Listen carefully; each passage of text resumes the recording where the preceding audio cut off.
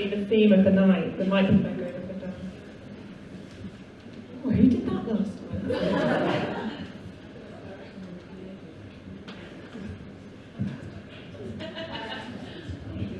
There he is, Tony.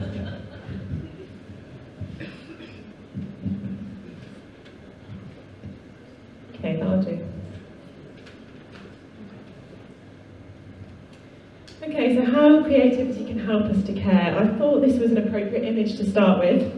As I'm sure you can see, it's a picture of a guinea pig drawn by my goddaughter when she was younger, and they used to be my favourite animals, and I think this was her creative way of showing me that she cared before she could even articulate that. And it got me thinking about the first time perhaps I used creativity to express love and care, and it reminded me I used to have a collection of teddy bears, and I'd given them all individual names and creative backstories for each bear, and drew up a schedule of who got to go into my bed and have cuddles each night, so that each teddy bear felt cared about, and they were all treated equally. And the first time I considered how creativity could be used as a tool for caring was when my lovely Nan was diagnosed with dementia. And when her dementia progressed, communication became very difficult, and creativity actually became a lifesaver for helping to keep us connected and continuing to show her that we cared. So rather than chatting when she moved into a care home, we would do things like make Easter bonnets, or we would dress up with blankets and scarves. That top picture there is our version of the Christmas nativity. And she was a Tom Jones fan, so we used to sing Tom Jones songs like Sex Bomb really loudly from her care home room. And I'm now really fortunate to use creativity in care settings for my work. I work freelance with vibrant communities who at the start of the pandemic have been running creative sessions online for residents of care homes across the country to join in with. And sessions range from things like art club, to movement, to storytelling. We do our own version of Desert Island Discs, and seasonal events like this Christmas quiz, which became inappropriately competitive actually. And creativity enables people to make friendships across care homes, across the country, to learn new skills, share their own skills, and I think importantly to still be cared about as well as cared for. And this is a photo from a series of storytelling workshops that I ran with Arts Uplift, and I've witnessed so many times how imagination and play can help people living with dementia to express themselves, to be given space where they don't have to be feared about being judged. With storytelling, anything goes, every idea is accepted. And for the last 2 years, I've worked with Arts Derbyshire to provide people living with dementia with creative workshops over the telephone, Zoom, and activities via post. This is Julia, who I supported to write poems, some of which helped her to make sense of the pandemic. Came to be very fond of Julia, and we laughed a lot. And on the same project, this is John, who was diagnosed with young onset dementia. We only worked together over telephone and activities in the post. But I was very fortunate to meet John in person when it was safe to do so, and he drew this picture of me before he'd even met me, which I think is disturbingly accurate. And also with Arts Derbyshire, I'm coordinating a project called A Necklace of Stars, where isolated adults were sent embroidery packs, poetry and songwriting activities through the post, all inspired by the night sky. And their work has been stitched together into this beautiful quilt, which we're now touring across venues in Derbyshire. And we were able to bring a number of the participants together when it was safe to do so after lockdown restrictions eased for a celebration event. And one lady told us she rarely socialised with people even before the pandemic, but she managed to read a poem in front of the group. And she said, "For a few glorious hours of my life, I was transported to a higher level," which I think says it all. And I also run a free monthly carers cafe with Derby Theatre for unpaid carers and people living with dementia, which includes creative activities and free theatre tickets.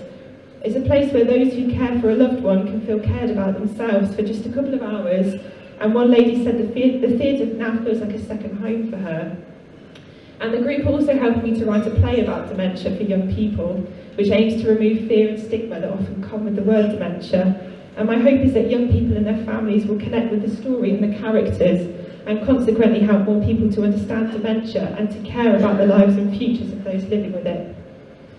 And I love that art can give people a voice and encourage audiences to see the world through another person's experiences.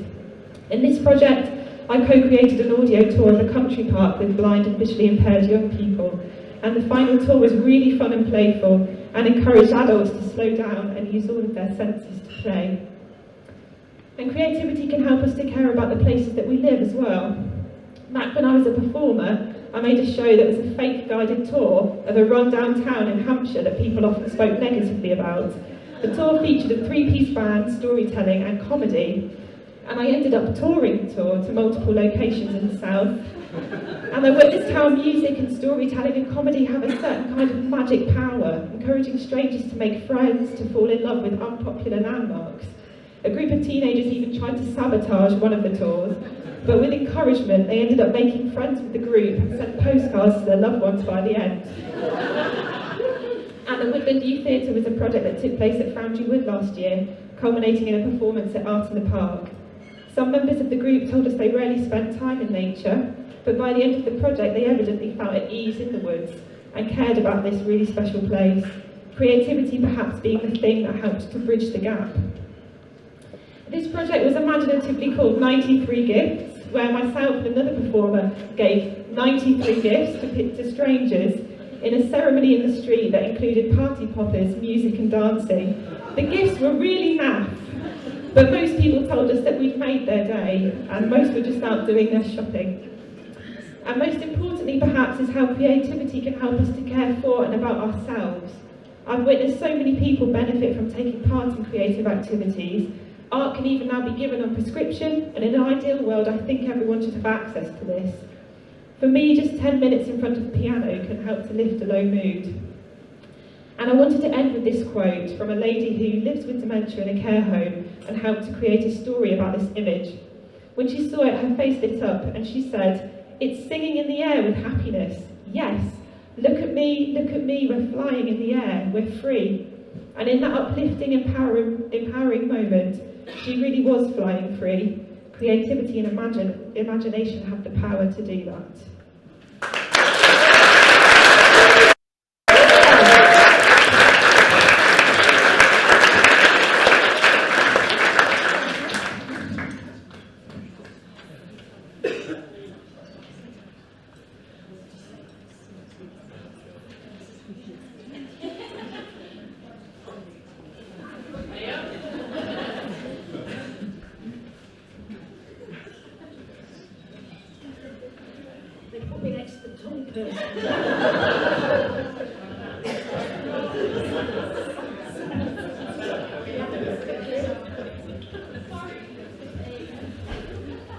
I'm not a minion, by the way. So I stand before you an ocean racer, having never sailed before I saw the trip around the world yacht race. 11 identical 70-foot yachts race each other around the globe for just short of a year. I started following the 2017-18 edition of the race, mainly to follow the team skippered by a 24-year-old English woman. After a few weeks of reading the crew blogs and tracking the fleet, I mentioned to my husband Mike that it looked like great fun and I'd love to sail one of the legs. He encouraged me to apply, and I went for the interview, and with my surprise I was offered a place for the 12th edition of the race in 2019-20. So I ended up spending the money we'd set aside for the new kitchen on a sailing adventure. And this is how it went. So it started with 4 weeks of intensive training around the Solent and south coast of England. I loved the training and enjoyed meeting like-minded people. The training staff were great, teaching crew members from all around the world how to sail a racing yacht. 40% of the crew were like me, they'd never sailed before. On passing the training, I was allocated my team, Dare to Lead. Note the big sail here, there's more of that later. The race started in London on the 1st of September 2019, and the fleet got as far as the Philippines when COVID struck, and there they stayed. The crew was sent home and the fleet stayed there until the race was able to start in February 2022. Here I am with legendary yachtsman Sir Robin Knox-Johnson, who founded the race. He was the first man to sail around the world solo non-stop. That's my skipper, Nigel, and first mate, Angela. They're the only two professional crew on our boat. The rest are amateur sailors like me, different levels of sailing. So there's the crew. We had 14 on board, plus Angela and Nigel. 5 women, 11 men and women working together doing all roles to try and race the boat as fast as we could. The ages ranged from 22 to 73. Kevin started the race when he was 70, but with a delay, 73 miles. And he was one of the 4 circumnavigators. So the crew was split into 2 watches. This was my watch. We'd race day and night, 24 hours a day. During the day, 6 hours on, 6 hours off, and night time, 4 hours on, 4 hours off. I found the 3 a.m. to 7 a.m. part the most difficult because I was so tired. So on the 14th of June 2022, my COVID test was clear and I was able to fly to Bermuda. I was feeling slightly guilty because I was leaving my youngest daughter at home to still sit her last 3 A-levels, but she knew I'd been training for this day for 5 years and said, "Mum, I'll be fine." She was. Following the refresher training and other activities, with great excitement we set off for New York on Sunday the 19th of June. This is me arriving in New York, a bit shell-shocked. After 3 years, I'd not been on my boat for 3 years, and that coupled with menopausal brain fog and seasickness, I lost my confidence a bit. When I saw Mike at the dock in New York, I said, "We should have bought the kitchen." After a 4-day stopover in New York, with a full-day sail repair, helping our Victor to restock the boat with food for the next 15 days, boat maintenance, laundry, day of sightseeing, on the 29th of June, we set sail bound for Northern Ireland. So when not on watch, that bottom bunk was my bunk. I shared it with someone on the other watch, so when he was sailing, I was sleeping and vice versa. The photo on the right is me. You can just see my head poking over the lee cloth. We'd fasten the lee cloth so that when the boat was heeled over, you wouldn't fall over your bunk. So when this is on watch, you come up on deck, clip yourself on with the safety harness attached to your life jacket. The instruments at the front show that we're sailing at 22.1 knots of wind at a speed of 6.5 knots, and we're clearly expecting heavy weather because we've got our orange storm sail on the deck. So this is us taken from the front of the boat. You can see how it's heeled over. Imagine living at a 45-degree angle, especially tricky below deck. We'd have a rope running from one side to the other so you could climb from the high side to the low side. The next shot is of the heads, or the toilets to you. There was only 2 on board, each behind a canvas zip door, not much privacy. And the picture on the right shows that we had no showers, so it shows the bucket I'm having a strip washing. And we all learned that merino wool base layers was your friend because they didn't smell. The next shot is the kitchen. When we do have a new kitchen, I'm having one I can climb around like that so I can reach everything. And on the right you can see the stove that's on a gimbal so that it can be used whatever angle the boat's heeled over at. So our crew member, volunteered to be victular for this leg, and she was in charge of the menu plan and ensuring we were properly fed and watered for the duration of the race. This is me, I've just come off watch to a really nice, freshly prepared hot meal. There'd be 2 mothers from the day that would cook lunch, breakfast, lunch and dinner and fresh bread. Unfortunately, a couple of bouts of seasickness meant I wasn't able to do all my mother watches. And this is what it's like on board you. Sometimes you go up on deck and there'd be nothing to do but shelter like this person here. It's cold and wet and you're sitting there in your fowlies thinking, what am I doing here? I saw my 57th birthday in sewing the big sail I mentioned earlier, below deck, sewing that up on a sewing machine, trying to find where the hole was that we could sew it up. This was us arriving in the main in Northern Ireland, while the rest of the UK had a heat wave. We had wet and exhilarating conditions across the Atlantic from New York to Ireland, and we come second in the ocean sprint. And we enjoyed the stopover in Derry, being part of the Foyle Maritime Festival. Then on the Sunday the 24th of July, we left Derry bound for the race finish in London the following Saturday. By now I was feeling more confident on board thanks to the help and support of the crew on my watch. We'd seen everything from wind holes to force 10 gales and gusts of wind that got up to 50 knots. The top boat speed we'd recorded was 24.7 knots, which that's good speed. During the final race, we'd been beaten by Team Seattle by 0.01 of a nautical mile, meaning we came last in the race overall. In the words of our skipper Nigel, Success cannot be measured ultimately by the position on the leaderboard in a race, rather by a sublime sense of achievement. I'm proud to say our biggest achievement is that today our team has raised over £29,500 for UNICEF. I'm just short of my target of raising £5,000, so if you'd like to help, please donate to my justgiving.com/fundraising/Marie-O. I couldn't have a leaving party for fear of catching COVID, so imagine my surprise a few days after he returned home as Mike and I walked our dog past the local canalside pub, and I bumped into that lot you just seen. Since first mentioning my dream of taking part in the Clipper race, I've had the help and support of my wonderful family and friends, especially Mike, who's sitting down there. With their backing, I was able to step out of my comfort zone and push myself to have an epic adventure. I'm so glad I did.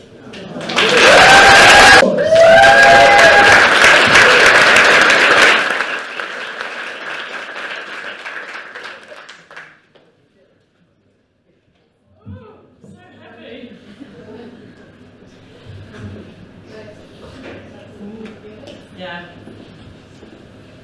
Oh, hello. I'm saying they should have put all the short people together and then the big people together. Right. Hi. Oh, I'm ready. Yeah. So, yes, I'm Jane Ward, also known as Titine Lavoie, the singer, burlesque performer, party host, ageing showgirl. I also play fiddle in a bluegrass band called the Old Flames, because we're all exes. I also freelance hair and makeup artist. I do meditation and confidence coaching, and I have my own skincare and aromatherapy brand called Balmy Beauty, ladies. Balmy Beauty. Which is all very good, but then when you have to fill in like your occupation on one of those drop-down menus online and it asks you what you are, I'm like, I've been told I'm bipolar, I've been told I have ADHD, I've been told I'm confusing and confused. But the way I see it, however, is that we have very limited amount of time here in our meaty earth suits, and God knows I've wasted a hell of a lot of it doing the things I shouldn't do. So I want to do and try and be and experience and suck the juice out of and lick the proverbial face off everything that's possible while I'm here for the rest of my life. I'm like, oh my God, that looks great. I want to do that. Oh, I love that. Oh, what are you doing? I'm going to do that too. And if I was the creator, I would have at least given us 200-year lifespan, not like a measly 70, 80, because it's knackering trying to fit this in there.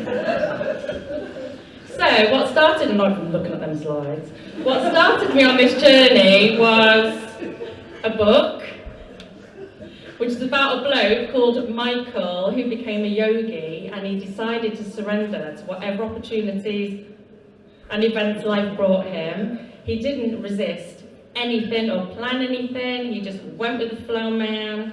The result is now that he's a really happy billionaire hippie. So being the slightly unhinged, very unsettled, kooky, spontaneous, hyperactive, impulsive, very impressionable, creative girl I am, I thought, I want to do that! And maybe I'll become a billionaire! I haven't quite got there yet. Still got a fair few, like thousands of millions to go. And all I have to do is pretty much say yes to everything, which I've always been really good at because I'm like the biggest people pleaser you will ever meet. Please don't ask me to do anything tonight, because I will literally say yes. The younger me said yes to every party, every wrong choice, every bad boy, every bad influence, every bad decision going, so that part I have nailed. And in fact, not all the yeses turned out, that was actually last week. In fact, not all the yeses turned out that bad, because these two, my children will come up any minute now. These two yeses, Molly and Leo, were probably the best yeses that I ever said yes to. One example of them is a very unplanned yes, and the other example is an absolute yes, let's do this. And so, my friends, my surrender experiment began. I got drunk one night, And I said yes to opening a pop-up salon in a vintage shop with no hair or makeup experience. When I eventually sobered up in the morning, I was like, what the hell is all these messages about? And fast forward 10 years, and I've made a really decent career out of it, and I actually did eventually do some training and talk about learning on the job. Then I said yes to buying a PA from a friend, and then of course I had to say yes to all the gigs anywhere. I sang in a naturist hotel's Christmas party, a fairy convention where the host was dressed up as a beaver. I've done burlesque shows, a fair few castles, sang in the rain in the middle of a field for some random thing, I don't know what that was. Awkward dinner parties, this like literally goes from the sublime to the ridiculous. And then I said yes to back in singing for a Wham! George Michael tribute band. And 2 weeks later I was on a plane to Bucharest, and then we went to Barcelona, and then we went to Germany, all over England. And then, when I was like grounded a bit, I said yes to the man and got married in 2019. God help him, God love him. Then COVID hit, and it all came to a halt. So for the first 3 months, I said yes to finishing off all the leftover booze from the wedding. Then I thought I'd better pull myself together, so I'd said yes to a teacher training meditation course. And then I pursued something I'd always wanted to do. I did an aromatherapy course and spent the rest of lockdown sober and studying aromatherapy, which led me to making and selling skincare and wellbeing products. God, this goes on, doesn't it?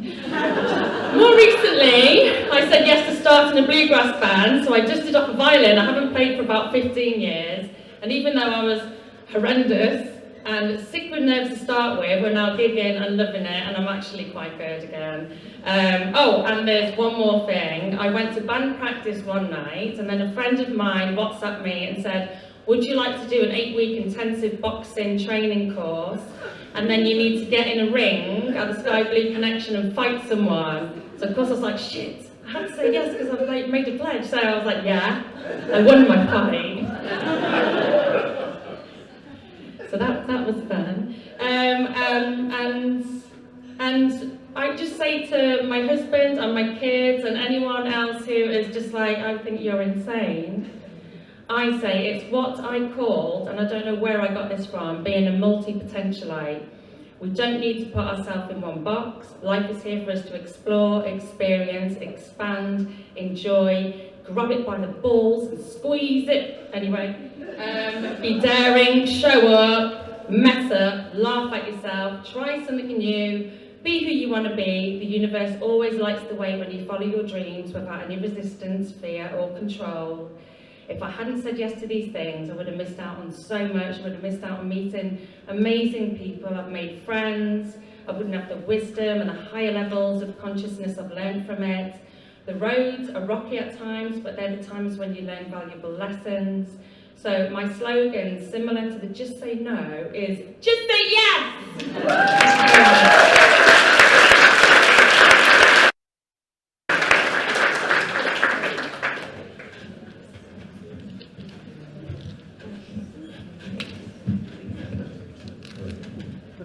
Hi.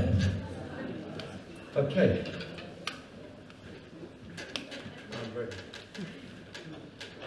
So I'd like to start by quoting legendary music producer Brian Eno, who once said, I believe in singing together. I believe that singing together is the key to a long life, a good figure, a stable temperament, increased intelligence, new friends, super self-confidence, heightened sexual attractiveness, and a good sense of humour. It's believed that humans started to sing together several 100,000 years ago. As they walked the savannas and plains, they found that by singing and moving in time, they could scare off potential predators who would perceive them as one large organism. And a recent long-term study conducted in Scandinavia, it's thought to discover which activities related to a healthy and happy later life. And 3 stood out. They were camping, dancing and singing, particularly singing with other people. When you sing with a group of people, you learn how to subsume yourself into group consciousness. It's all about the immersion of the self into the community. It's like, for example, to stop being me for a little while and to start and to become us. Apart from some drunken karaoke when I was a teenager, my personal journey into song began when I was 25, working as a scientist, and I picked up a flyer for an organised singing camp down in Dorset. It featured those very three activities: singing, camping and dancing. I was absolutely blown away by the sense of euphoria I felt, particularly when singing simple chants and songs around a campfire. No wonder when you consider that our ancestors were doing this hundreds of thousands of years ago. I came away from that camp really inspired, and I was living in Leamington and I wanted to start a singing group. At the time I didn't understand music theory and I couldn't read music, and I disliked the idea of a formal choir. I felt that by calling it a singing group and not a choir, and by stressing that it was open to people who didn't read music, it would have a very broad appeal. And that's the original flyer there from September 2000. At the very first session we had about 20 people. Songlines Community Choir soon grew by word of mouth. At the weekly sessions I would try to recreate the magic that I felt at those early singing camps. We sing standing in a circle. Sometimes we move around and we dance while we're singing, and most of us don't read music. And the overall sound, if I say so myself, is pretty good. And that's us at the Peace Festival in 2014. Remember the Peace Festival? Yes. Oh. I'm a member of the Natural Voice Network.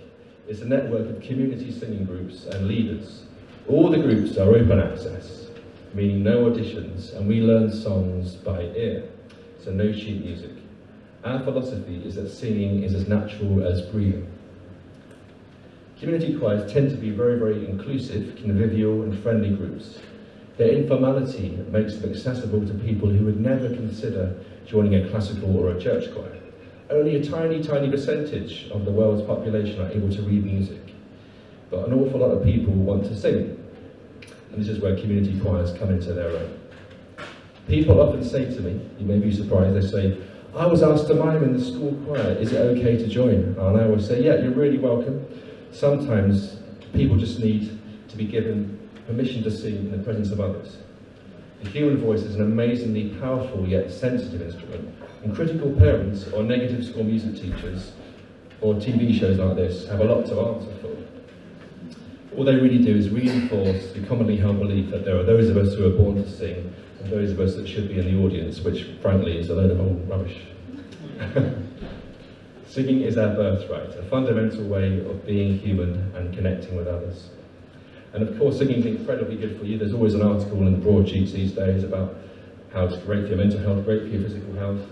It's very sociable. Like you might go to a yoga class for 12 years and not speak to a single person. 2 weeks at community choir and you've got some friends straight away. I thought I'd mention a few of the highlights from my past 23 years of doing this work. Working at various community choirs festivals has been fun. It's thrilling being on stage and leading a hall full of 500 enthusiastic singers, and also fun to work with other choir leaders. Each year I get invited to run singing workshops around the country, sometimes abroad. This is Beamsley in Yorkshire. I encounter great hospitality and I spend a day or a weekend teaching some of my own a cappella arrangements. It's very rewarding and interesting to see how each choir and each leader has a different style. One of my nicest weeks recently was spent leading a singing holiday on a Turkish gullet, or traditional sailing boat. We cruised the Med, ate fine Turkish cuisine, and we sang. Singing holidays are growing in popularity. People come together for a week, often not knowing each other beforehand, and the singing acts as a great sort of lubricator. It really breaks the ice. Now, whilst not exactly a highlight, I've got to mention COVID. Singing in COVID times did provide some memorable moments. There was a lot of awkwardness on Zoom at the start, as you might imagine, and then things improved a lot when we could sing outside in Foundry Wood, New Rock Common. Here we are standing miles and miles apart, trying to hear each other, and then at some point someone said, at the end of the session, oh yeah, should we have a group photo? Yeah. Because of all this, can you associate that? So yeah, I think people really learn to value the things, but they value certain things, because group activities are banned during COVID, but people really valued coming together whenever they could, in whatever form, really, even if it was just singing. Songlines now has about 100 singers that come together each week in Leamington and Warwick. Some of the people who joined 22 years ago are still coming. I just can't get rid of them. It's been an absolute pleasure leading the group over the last couple of decades. I'm not ready to stop just yet. And I'm going to end with this quote from Zimbabwe. If you can walk, you can dance. If you can talk, you can sing. Thank you.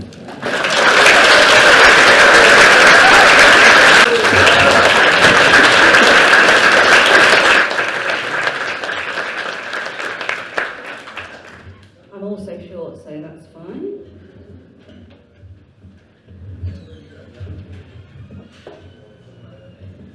This is a photo of me on holiday a couple of years ago in Devon. I'm doing the thing I love the most, which is stroll for a few miles to a pub, have a bit of lunch, a couple of pints, stroll back. So I thought, I'll do the longest pub crawl possible. I'll walk from Land's End to John O'Groats, and it will be like this every day. It wasn't. So we started with the planning. This was our original route that we planned. There's no specific route that people generally do. You can do whatever you like. But we tried to use as many national trails as possible so that we could keep off-road. This route in particular is about 1,300 miles, but you can do less than that or more than that if you want. This is day one, leaving our house. All the gear, no idea. That's my husband, not just a random bloke that I found on the street. If you've been backpacking before, issue number one was that I wore denim shorts, which is a big no-no. Bulky to pack, don't dry very quickly. They got posted home the following day. So we got the train down to Penzance, and we got on the southwest coast path. We actually walked from Penzance to Land's End, which was mistake number 10 by that point. A couple of absolute idiots in this picture. And we walked on the first 2 days, having never done a long distance walk before, in the hot sun. We got on the sun cream. We walked over 44 miles. So by day 3, my foot was bottom left. I did think about just blowing that picture up, but I recently posted it on social media and the feedback was not good. So this is a collage of my feet throughout the walk. But yes, day 3, I'm bottom left and I couldn't get my boot on. So we had to go home and wait for my blisters to come down. And then after a week, we got back on the southwest coast path. On the right here is a picture of the southwest coast path. It's a really good example of what it looks like. It's like walking a roller coaster, basically. That particular picture still fills me with dread to this day. That's kind of what we saw for about a month. We came across a few different animal issues, ticks, but most namely cows. So the path in this instance actually goes straight through the middle of those cows. There was lots of them, they looked quite angry. We gave them a wide berth and actually added 2 miles onto our journey that day. Not ideal. This is the Cotswold Way, which is the only national trail that we actually completed in its entirety as part of our walk. It's 102 miles from Bath to Chipping Camden. That was in the 40 degrees heat wave, if you remember it. If you do want to do a long distance walk, it's very well signposted. I recommend doing that before you tackle the whole of the country. We carried our camping equipment on our back. That was our tent. It was rubbish. It was a knockoff version of a decent tent. So most nights were quite wet, quite cold. Yeah, it was rubbish. So as were our sleeping bags, also knockoff versions. And mainly we ate peanut butter sandwiches. So I've got hundreds of photos of peanut butter sandwiches with different backdrops, if anyone's interested. They're high protein, high carb, and don't need a refrigerator. We also ate a lot of chips, and I became obsessed with value for money chips from Land's End to John O'Groats. Midlands is the best value for money. It wasn't quite the pub crawl I'd envisaged, but we did make it to the pub most nights. Here's some highlights. Anyone else interested in pickled eggs? That's the most southerly pickled egg. It's in Dunster. Happy to give you the details if anyone else likes pickled egg in a pub. When we got north, we did quite a lot of urban walking. So we walked through the centre of Manchester, for instance. It's easier to navigate urban walking and canals, but hard ground, so tougher on the feet. But by this point, we were very used to having blisters. On the right there, underneath that breakfast, is a Staffordshire oat cake. We tried to eat as much local stuff as we could. Washing clothes was a problem. We used sinks where we could, but drying them was a real problem. That middle picture, a friend of mine put all our clothes in the bath with some soda crystals, and that was the colour of the water afterwards. So you can imagine how bad we smelt and looked at that point. That was just near Bolton. As well as camping, we stayed with friends and family and in Airbnbs, etc. And a lot of our friends and family came and met us for dinner and stuff. We met some people along the route. So the guy with the bald head and the beard, that's Duncan, and he early on recommended that we should be using walking poles, which was a game changer for us. And there's me with my walking poles feeling very smug. This is the Lake District. Don't need me to tell you how beautiful it is. It was a real highlight of the walk.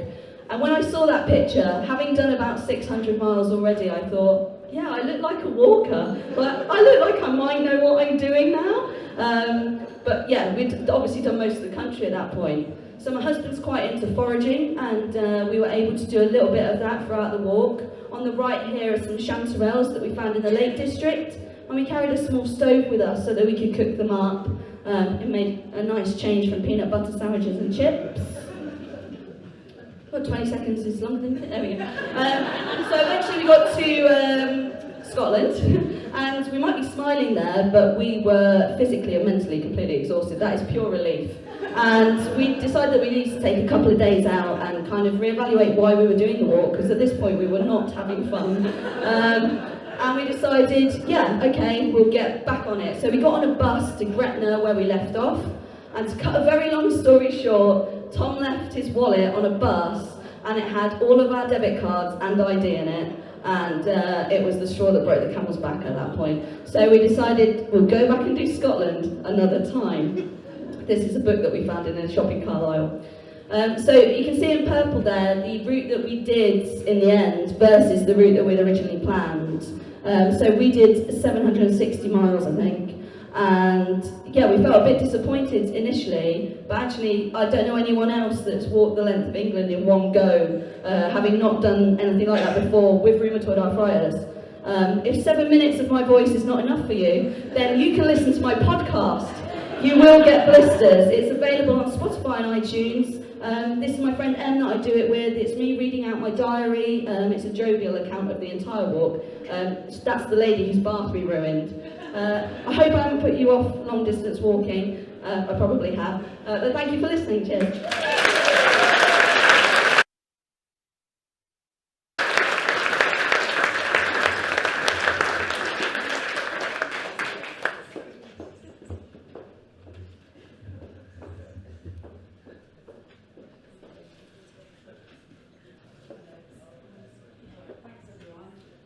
Those presentations have been really good. So coming so towards the end, I'm a bit like, oh shit. Okay, right, I haven't written enough, but anyway. So yeah, we have the intro, so why donuts, or is it donuts, should be celebrated? Well, just look at them. But they didn't always look like this. They weren't always the delicious, plump, fruit-filled goodness that you get in a donut.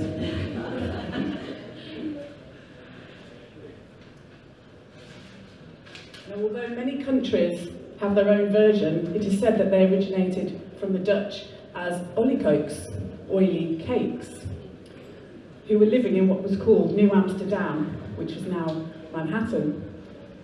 So they've come quite a long way.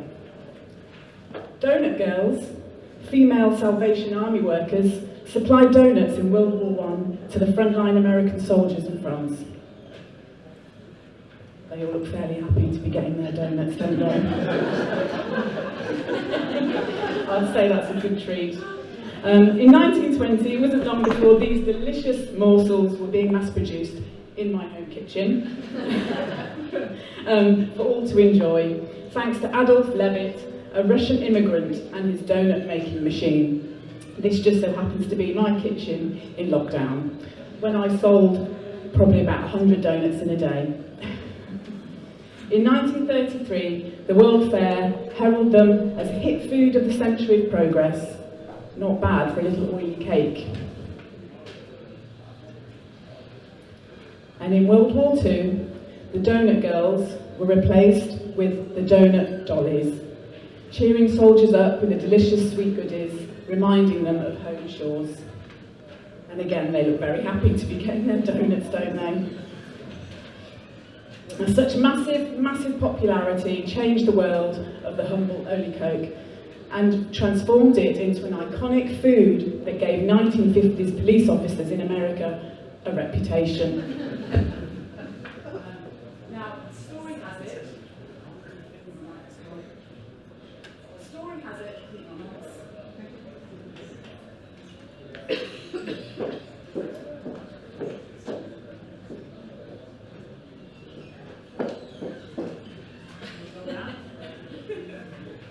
Originally made.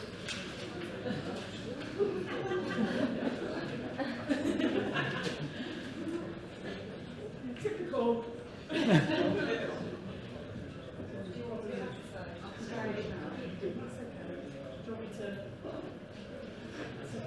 So, that's all right.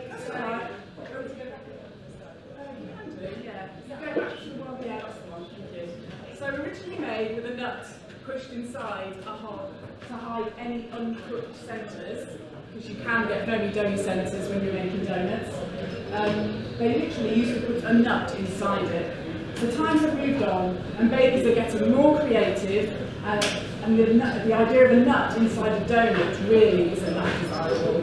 I'm not sure how I would feel about biting down into a hard nut or into squishy dough.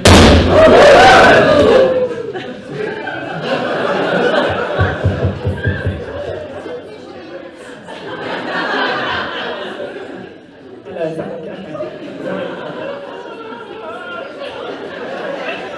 Don't go back. So yeah. Let's face it.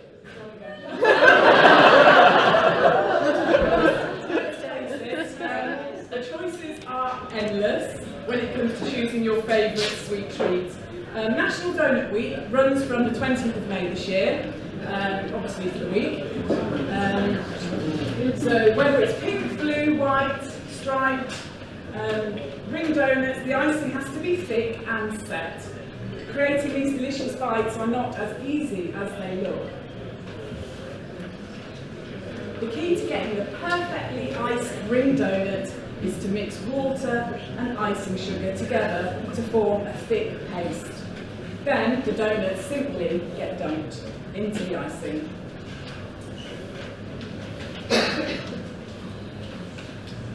Redhead in London, I don't know if anyone knows about that bakery, invented the honeycomb stuffed donut. Yeah, they invented it. So, if you had the chance, what donut would you invent? Now, some just like them jammy, some like the raspberry, some like the strawberry donut. Everyone has a favourite, let's be honest. Light it rolled in vanilla sugar whilst warm, or the sugar won't stick. A little trick there.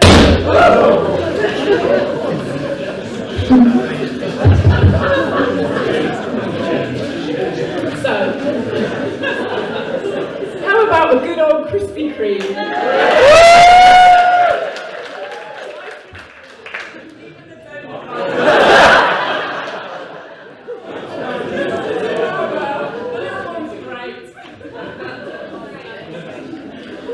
These sweet dough balls, like the ice, are a great tear and share. Sweet soft dough that you can rip apart and give out to your family and friends, because let's face it, that's what baked goods are there to do.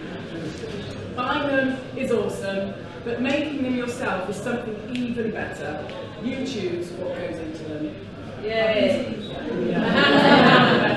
I've been teaching for a few years, and people just come away with the most satisfying feeling of making their own. Creating a sweet soft dough from just a few ingredients, shaping them into dough balls, letting them improve, and watching them deep fry is immensely satisfying. These are my homemade ones. Just resting on the bench. Now, if you wanted to know a little secret about how to get the ring inside a donut, all you need to do is to put a little cookie cutter inside, simple as that. And then you can bake them or fry them, deep fry them separately. So,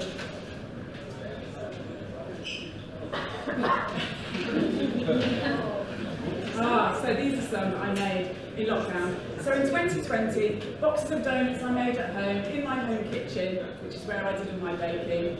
We're taken for doctors and nurses at the hospital in Coventry every Friday morning. My neighbours would come and get the box. If she was a doctor, she would come and get a box of goodies. And it wasn't just donuts, there were lots and lots of treats. It made their day, and I was told that. So, 5 reasons. 5